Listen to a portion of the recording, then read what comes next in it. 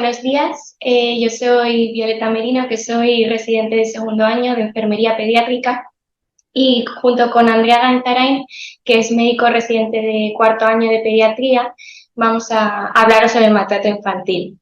Antes de empezar, quería especial mención a mi compañera Andrea Aparicio, que es enfermera residente de segundo año de pediatría, que nos ayuda a realizar esta sesión, y también a nuestras tutoras Soledad Torrus y Nagore López, que han supervisado el trabajo, junto con otros tutores que también nos han ayudado. En esta sesión hablaremos un poco sobre qué es el maltrato infantil, vamos a explicar los distintos tipos de maltrato, los factores de riesgo que podemos encontrar. También hablaremos sobre los signos y síntomas que nos pueden indicar como señales de alarma que hay maltrato físico. También vamos a hablar sobre el abuso sexual infantil y también terminaremos la sesión con alguna pincelada sobre cómo hacer la entrevista en el maltrato infantil y cosas que hacer y que no hacer.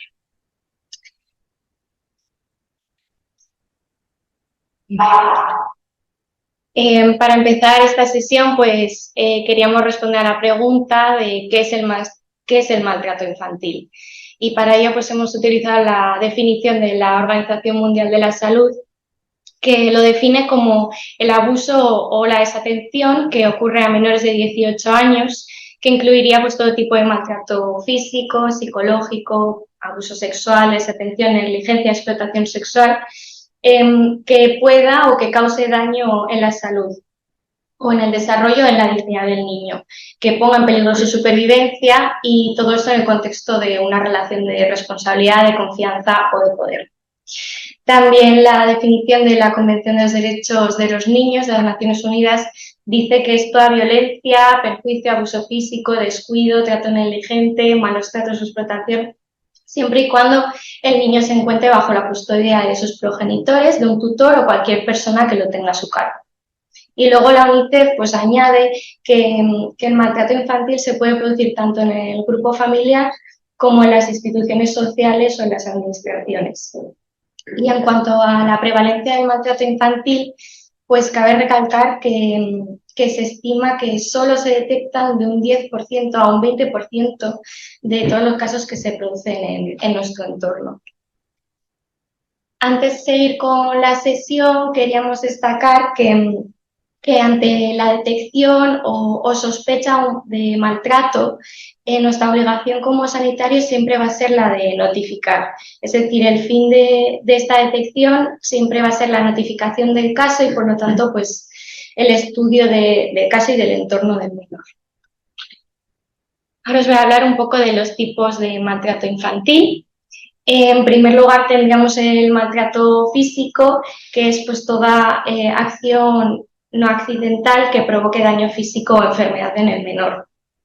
El maltrato por negligencia sería la atención de las necesidades básicas, que sería la nutrición, la vivienda, la salud, que puede ocurrir de manera temporal o permanente. En cuanto al maltrato psicológico o emocional, estaríamos hablando de una situación crónica, de actos que provoquen en el menor sentimientos negativos de su autoestima o que limiten sus iniciativas. Aquí podemos hablar de acciones activas como serían insultos, aterrorizar al menor, discriminarlo, o acciones pasivas como, por ejemplo, ignorarle, que sería considerado abandono emocional. También tenemos el abuso sexual, que es la situación en la que el menor es utilizado para satisfacer los deseos sexuales de un adulto. El adulto le haría participar o presenciar actividades sexuales que violan los tabús sociales y legales de la sociedad, independientemente del consentimiento del menor. En cuanto al maltrato prenatal, tendríamos que es la acción o omisión voluntaria de la gestante o terceras personas que puedan poner en peligro o pongan en peligro la salud fetal, directa o indirectamente. Aquí también se incluye la violencia contra la mujer durante la gestación. En cuanto a la sumisión químico-farmacológica, es la administración de cualquier tipo de sustancia sin que el menor pueda desarrollar autonomía, resistencia a control, y esto siempre es indicación médica. En cuanto al Munchausen por poderes, es cuando el progenitor o tutor simula enfermedades en un menor. Este pues le provocaría continuas exploraciones complementarias e ingresos que no serían necesarios. También tenemos la trata de niños, que sería pues la captación o recepción de niños con fines de explotación, normalmente explotación laboral o explotación sexual, que son otros tipos de maltrato. La explotación laboral es el uso del menor para el trabajo o también para la mendicidad. La explotación sexual pues, sería obligar al menor a realizar actividades relacionadas con la prostitución o con la pornografía. Por último, tenemos pues, la violencia de género, que es todo acto de violencia basada en la pertenencia al sexo femenino. Entre algunos ejemplos tenemos la violencia de género entre adolescentes, el matrimonio forzado sin consentimiento válido y la mutilación genital femenina. Y luego, en cuanto a la violencia a través de las tecnologías de comunicación, pues sería un uso dañino de las mismas, que provocan consecuencias negativas al menor. Ejemplos serían el ciberacoso, el grooming, el stalking. Y por último, el maltrato institucional, que sería pues el procedente de los poderes públicos que violen pues, los derechos básicos del menor. En cuanto a los factores de riesgo y protectores. Bueno, pues los factores de riesgo son circunstancias familiares, sociales o personales en los que se desarrolla el menor de edad. Y pueden desencadenar situaciones que desencadenen algún tipo de violencia. Entonces, cabe destacar que pues no un único factor de riesgo nos predice que haya violencia, pero cuantos más factores de riesgo, las probabilidades de maltrato aumentan. Entonces, conocerlos y detectarlos pues nos ayudaría a poder corregirlos y prevenir el maltrato. En cuanto a los factores socioculturales, tenemos pues, la violencia de género, vivir en la pobreza, ambientes marginales, condiciones de aislamiento social, factores estresantes pues, como un divorcio, enfermedad o paro, que la vivienda sea inadecuada, falta de normas educativas adecuadas, crueldad animal. En cuanto a los factores familiares, tendríamos, pues, esto sería más relacionado pues, con los progenitores o el cuidador. Nos encontramos con padres jóvenes o familias monoparentales, con un nivel de educación bajo o poco conocimiento del desarrollo infantil o expectativas poco realistas de este desarrollo infantil. Una percepción negativa de comportamientos pues, que son normales en el niño, que el propio cuidador haya sido maltratado, que el propio cuidador haya sido objeto pues, de abusos o negligencias o que sufran pues, de alcoholismo, drogadicción o enfermedades mentales. Y por último tenemos los factores de riesgo relacionados con el menor. Estos serían pues, la prematuridad, discapacidad, enfermedad crónica congénita, malformaciones, que sea considerado un hijo no deseado. Y también encontramos pues, imposibilidad, poca tolerancia a la frustración e irritabilidad. Podemos encontrar en el niño problemas en el sueño, en los hábitos alimenticios o inseguridades en la relación del apego afectivo. Y luego los factores protectores, pues son aquellas condiciones que favorecen a reducir los efectos de las situaciones desfavorables y que se consideran una parte importante de la prevención del maltrato infantil, sobre todo en aquellas familias que se considerarían vulnerables. En cuanto a los factores protectores, tenemos la crianza adecuada, el apego seguro, los apoyos sociales y familiares, ausencia de violencia. También pues, conocer los estadios del desarrollo infantil y, por último, pues, el acceso a los sistemas sanitarios, sociales y comunitarios. En cuanto a la población y edades de riesgo, pues el maltrato infantil ocurre más en niños que en niñas. El maltrato físico ocurriría más en los menores de 2 años y el abuso sexual, aunque empieza a los 9 años, pues normalmente ocurre entre los 12 y 15 años. Y ahora pues mi compañera Andrea pues va a hablar sobre el maltrato físico y cuándo sospechar. Eso, ahora nos vamos a centrar como en otra parte de la sesión que va a ir un poco más enfocada a conocer los signos de maltrato para que nosotros podamos detectarlo, porque al final hemos dicho que ese es nuestro objetivo, ¿no? nosotros tenemos que sospecharlo, cuando lo detectemos notificarlo y ponerlo pues en conocimiento de las autoridades, que serán las que hagan luego la investigación de ese entorno del menor y de la situación y serán las que pongan un poco las medidas. Entonces es muy importante que nosotros sepamos reconocerlo. Aparte de por qué hay que detectarlo e intervenir por la seguridad de ese menor, pues recordar que siempre que no lo detectamos y devolvemos a un menor maltratado a un ambiente en el que no hemos intervenido, pues hay altas probabilidades de que ese abuso se vuelva a repetir y esto conlleva al final pues incluso un riesgo de muerte para estos niños. Entonces es muy importante siempre tenerlo en mente y detectarlo en cuanto podamos para poder notificarlo. Siempre tenemos que mantener un alto índice de sospecha en estas situaciones. Por ejemplo, cuando el relato que nos cuentan los padres sobre cómo se ha producido la lesión no nos cuadra por la edad del menor o el desarrollo que tiene, pues por ejemplo, que te digan que es que se ha caído y se ha roto un brazo, un niño que no anda, por ejemplo, pues ahí tenemos que estar un poco alerta. O cuando nos dan justificaciones pues inverosímiles, nos niegan que haya habido un trauma o que haya podido ocurrir nada, cuando retrasan la búsqueda de la atención sanitaria, que nos parece como un retraso excesivo para las lesiones que presenta el menor. O, por ejemplo, pueden ser padres que justifican las lesiones que presenta su hijo pues porque han hecho un esfuerzo de reanimación en el hogar. Y a veces también podemos encontrarnos pues, con relatos que van cambiando, que son contradictorios. Y en estos casos siempre tenemos que tener en mente pues, que puede haber algo detrás. También hay unas lesiones centinela que tenemos que conocer, que son lesiones sugerentes de maltrato que ocurren en los menores de 24 meses, en los que en el relato no nos va a quedar muy claro cómo se han producido. Entre los 0 y los 6 meses podemos encontrar pues, lesiones en la piel o afectación a la faríngea que no nos acaban de cuadrar con la historia que nos cuentan los padres o los cuidadores. Entre los 6 y los 12 meses, que recordemos son niños que no deambulan todavía, fracturas de huesos largos o traumatismos craneales no accidentales, pues nos tienen que llamar también un poco la atención porque sería raro que se produjesen de manera accidental. Y por debajo de los 2 años en general, pues hay fracturas como las fracturas de costillas o traumatismos abdominales, cuando encontramos hemorragias subconjuntivales o lesiones genitales, en los que también tenemos que sospechar un poco que puede ser pues, por una situación de maltrato infantil. En cuanto a las lesiones intencionadas más frecuentes, pues a lo mejor las primeras que nos pueden venir a la cabeza son las cutáneo-mucosas. ¿Cómo diferenciar las lesiones cutáneas accidentales de las del maltrato? Bueno, pues tenemos diferentes indicadores que nos pueden ayudar un poco. Por ejemplo, la localización en los casos de maltrato no suele ser la habitual de los casos accidentales, porque un niño cuando va andando, por ejemplo, y se cae, se suele dar en la zona de la frente, pues la nariz, la boca o la parte de atrás de la cabeza, la espalda.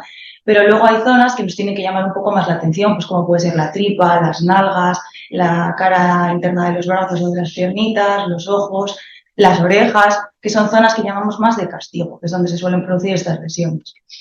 Además, en los casos de maltrato muchas veces vemos que hay más de una lesión y que estas lesiones además tienen como diferentes estadios evolutivos porque se han producido diferentes episodios de maltrato y podemos encontrarnos pues, con estos casos en los que vemos muchos hematomas y un poco por el aspecto del hematoma pues podemos ver que esos hematomas son que se han realizado en momentos diferentes y más o menos por la evolución y el color y el aspecto que tienen pues podemos saber aproximadamente cuándo se han producido. En algunos casos también puede ser importante estar atentos a la morfología de estas lesiones, pues porque hay muchas lesiones que nos tienen que llamar la atención, pues porque pueden ser, pues eso, en el caso de una bofetada, pues que veamos la marca de la mano o que veamos heridas o lesiones que parecen pues con la forma de una correa, de un cinturón, una hebilla o mordeduras que nos digan que sean de otro niño. Hay que vigilar porque si la distancia de los incisivos es muy grande, pues probablemente no sean de un niño y sean de un adulto. Y tenemos que estar un poco al tanto de estas cosas. Otra lesión intencional que vemos frecuentemente son las quemaduras, que en este caso las quemaduras que no son accidentales suelen aparecer pues, en zonas también de castigo que hemos mencionado o en zonas cubiertas, que de normal no sería lo habitual hacerse una quemadura en ese sitio. También existen las quemaduras por inmersión, pues cuando se coge al niño y se le sumerge en un líquido caliente y en este caso ese tipo de quemaduras suelen tener, como vemos en la imagen de la derecha, unos bordes muy nítidos, no hay salpicadura, es una quemadura como muy uniforme en toda su extensión y tenemos que pensar que pues, puede no haber sido accidental, ¿vale? También se pueden ver lesiones en guante y calcetín en las manos y en los pies o quemaduras, pues otra vez con formas que nos tienen que llamar la atención. Pues en la primera foto podemos ver quemaduras circulares que podrían ser por quemaduras con cigarrillos, o pues la segunda imagen, que es claramente la imagen de una plancha. En el maltrato infantil también podemos ver lesiones osteoarticulares, que tenemos que estar siempre alerta cuando hay lesiones osteoarticulares, fracturas en niños menores de 2 años y sobre todo en niños que no deambulan, por lo que hemos dicho que es difícil que un niño que no ande se caiga o tenga un traumatismo lo suficientemente fuerte como para hacerse una fractura. También hay que prestar especial atención a la localización de las fracturas y al número, y hay un tipo de fracturas pues, que tienen como mayor probabilidad de ser intencionales, porque es difícil que se hagan de manera accidental, que son las fracturas costales, las de huesos largos, que a veces tienen pues, formas diferentes a las habituales, pues en fracturas espiroideas, oblicuas, nasal y cubo, como se ve en esta primera imagen, y fracturas vertebrales también, pues que pueden ser por un impacto directo o por la hiperextensión o hiperflexión de la columna. Y en la segunda foto podéis ver pues, múltiples callos de fracturas costales pues, que podrían haberse producido por un trauma. También recordar el traumatismo craneal no accidental, que tenemos que sospecharlo cuando veamos fracturas craneales pues, como más aparatosas de lo habitual, ¿no? Que sean bilaterales, más complejas, que estén deprimidas, que atraviesen suturas, o cuando encontremos hemorragias intracraneales, que la más frecuente sería el hematoma subdural, y recordar pues, el síndrome del niño zarandeado, que igual nos suena a todos un poco más, porque es por pregunta del MIR y se conoce igual un poco más, que ocurre cuando se sacude a un menor y se pueden producir pues, lesiones como edema cerebral, hematoma subdural, hemorragias retinianas, que pueden dar lugar pues, a crisis, coma, incluso la muerte. Y luego hay otro tipo de lesiones, que son las lesiones viscerales, que en general son poco frecuentes, pues en el maltrato infantil podríamos encontrarlas y tendremos que sospechar que puede ser por esta causa, sobre todo en menores de 3 años en los que la historia sea dudosa, cuando hay un retraso de la solicitud de asistencia, como hemos comentado antes, y cuando se afecten vísceras huecas, porque es muy raro. Y hay que tener en cuenta este tipo de lesiones porque producen gran mortalidad, entonces hay que tenerlas en cuenta. Y también vemos otro tipo de lesiones como la alopecia, que en estos casos pues, se produce por tirones de pelo, entonces veremos zonas de arrancamiento que alternan con zonas de pelo sano, que suelen ser sobre todo en la parte de arriba de la cabeza, la parte posterior, y encontraremos zonas en diferentes estadios de evolución, pues por lo mismo que hemos dicho antes, porque ha podido ocurrir repetidas veces. Y muchas veces, como es por mecanismo de tracción, pues podemos ver hematomas debajo de la lesión. Y también se pueden ver pues, lesiones por frío, por envenenamiento y otras muchas más que se nos ocurren.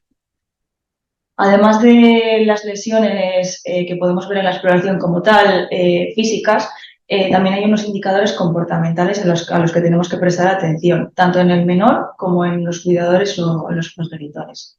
En los niños generalmente podemos encontrarnos 2 situaciones. Una sería un niño pues, como con mucho desapego, que no le importa quedarse solo con nosotros o con un desconocido, o el otro extremo pues ya sería un niño muy miedoso, incluso con miedo de sus padres, con miedo de nosotros, receloso del contacto físico, asustadizo.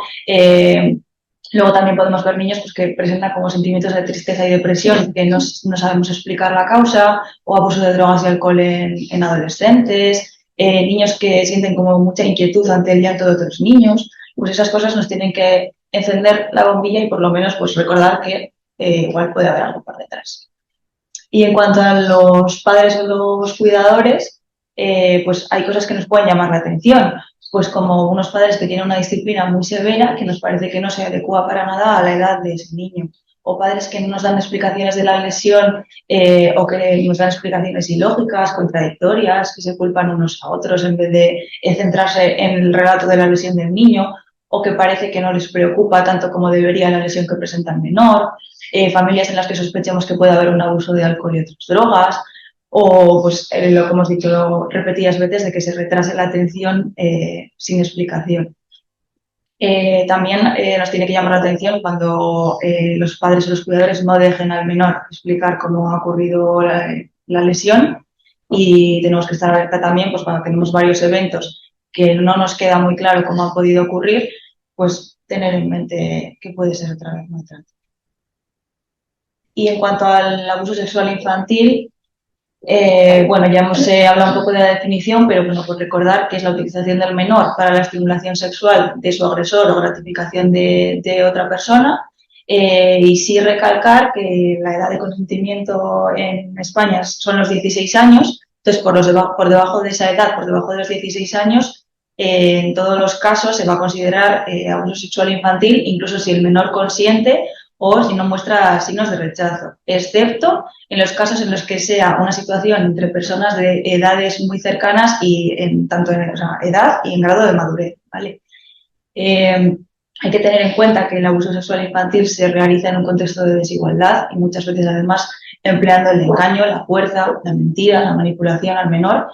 Y en los casos, como hemos dicho, en que sea de un menor a otro, será considerado también abuso sexual infantil, pues lo que hemos dicho. Si son edades muy dispares o el grado de madurez es claramente muy diferente, o siempre que se utilice la fuerza, las amenazas u otros medios de presión.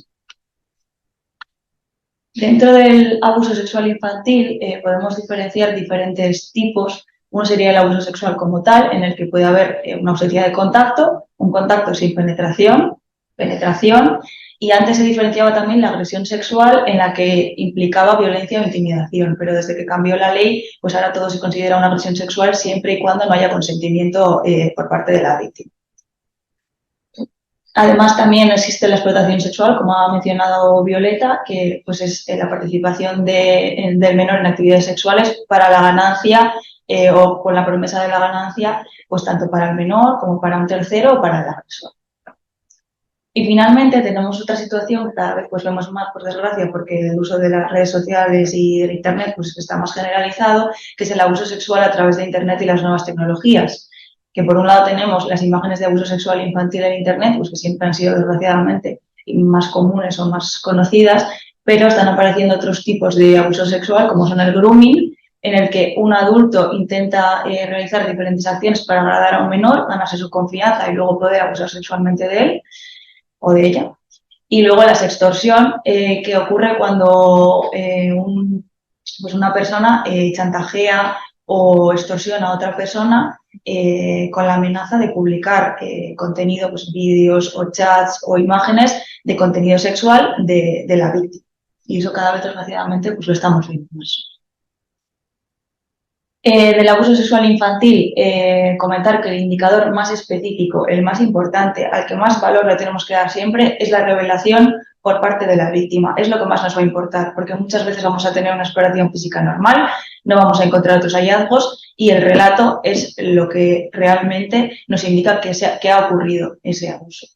De todas formas, sí que podemos encontrar en algunos casos otros indicadores, como serían indicadores físicos, pues en la exploración podríamos ver dolor, sangrado o secreción genital o anal inexplicable, o lesiones cutáneas, como hemos mencionado, pues erosiones, hematomas, pues en zona genital, en zona anal, en senos, sugilaciones, que son los vulgarmente llamados chupetones, o ropa interior rasgada, manchada, que encontremos semen, vello púbico, o en menores cuando encontremos una enfermedad de transmisión sexual o un embarazo pues, no deseado. Por otro lado, también hay indicadores comportamentales, pues que muchas veces se ven conductas sexuales impropias para la edad que tiene el menor.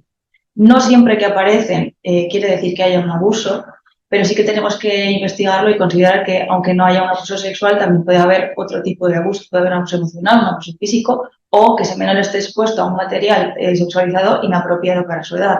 Y en estos casos, pues a veces vemos menores pues con masturbación compulsiva o que tienen como conductas como sexualmente seductoras que son llamativas para su edad o que agredan a otros menores sexualmente, que tengan un conocimiento sexual muy precoz y muy inapropiado para su edad o adolescentes pues que sean muy promiscuos. Y en estos casos pues sí que hay que investigar un poco de dónde puede venir.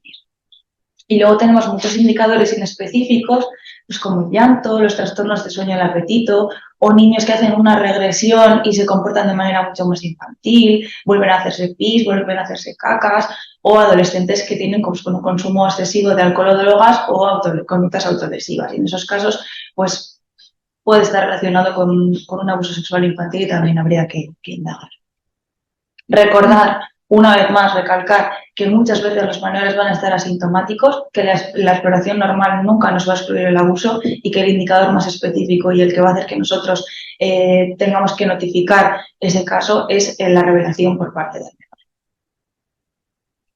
Y bueno, para terminar, Violeta va a dar unas pinceladas sobre qué hacer, qué no hacer en la entrevista y cómo tenemos que hacer un poco pues, esa historia. Vale. Bueno, en primer lugar, para hacer la entrevista es súper importante establecer un clima de confianza en el que podamos permitir que el menor nos comparta pues todas sus emociones, las necesidades, sus miedos y así de esta manera pues pueda expresar la violencia que ha sufrido. Esta entrevista estará compuesta pues, por el entrevistador que sea más experto del equipo y siempre va a estar acompañada de otro sanitario. Nunca se hará esta entrevista a solas. Para que sea un clima de confianza, pues tiene que ser un lugar confortable, tiene que ser un lugar reservado. Se hará la entrevista por separado al niño y al cuidador. Si el niño quiere tener un acompañante adulto, pues le podemos dejar, pero siempre que este adulto pues no participe con el fin pues, de no contaminar el relato del niño. Cuando hacemos una entrevista a niños, ellos no siempre se comunican hablando. A veces utilizan juegos, dibujos, historias pues, para poder expresarse. Entonces, pues nos tendremos que ajustar al grado de madurez. El fin de esta entrevista es intentar averiguar el tipo de maltrato que ha sufrido, la duración de este maltrato, las secuelas que le puede haber acarreado a este menor y también pues quién es ese posible agresor. Una vez sepamos estas cosas, pues remitiremos a organismos con personal más experto en manejo de maltrato infantil. En cuanto a cosas de qué hacer, pues queremos un relato libre de lo que ha ocurrido, entonces haremos preguntas abiertas, evitaremos las preguntas que se puedan responder con sí o no. Las realizaremos de una en una y le daremos tiempo para que conteste. No nos podemos olvidar de preguntas como qué, quién, dónde, cuándo. Mientras esperamos a que nos responda, pues no le miraremos fijamente con el fin de no intimidarle. Si vemos que se atasca, pues le podemos ayudar repitiendo algunas palabras o le podemos decir ¿y qué pasó entonces? Con el fin de ayudarle a contarlo. Si no entendemos algo, pues le diremos que nos lo repita, ¿no? No he podido oír eso, me lo puedes repetir.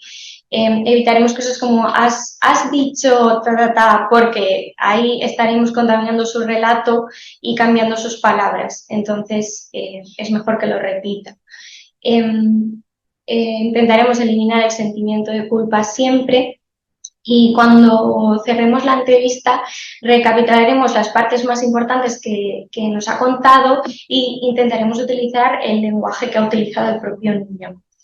Daremos un refuerzo positivo, pues ha sido muy valiente y luego pues explicaremos lo que va a ocurrir a continuación, que normalmente suele ser pues la exploración física, así que le tenemos que explicar lo que va a pasar.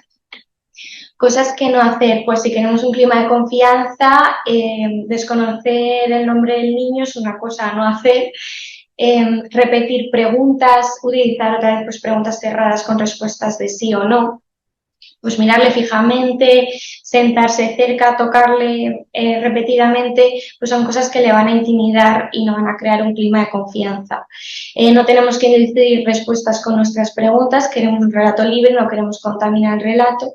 Y luego pues tampoco haremos comentarios que pongan en duda lo que nos cuenta y pues nunca debemos manifestar horror o desaprobación cuando escuchamos lo que nos cuenta. Este es un algoritmo de la entrevista cuando tenemos un maltrato infantil que, como veis, pues se divide en la entrevista al niño y al cuidador. Se recalca otra vez que siempre será acompañado de otro colaborador, que el niño se haría la entrevista al niño solo, pero que con un previo consentimiento del adulto, que puede ser un consentimiento verbal, y si quiere estar acompañado puede hacerlo si no interviene. Y eso, siempre intentar tener una narración libre. Y en cuanto a la entrevista del cuidador, pues se haría sin presencia del niño, se le explicaría el motivo de la entrevista, explicaríamos que el papel del médico es ayudar y luego, pues siempre importante no entrar en confrontación con este adulto e intentar controlar los sentimientos negativos. Esta es la bibliografía que hemos utilizado para realizar la sesión y Pues muchísimas gracias por escucharnos, qué ricasco.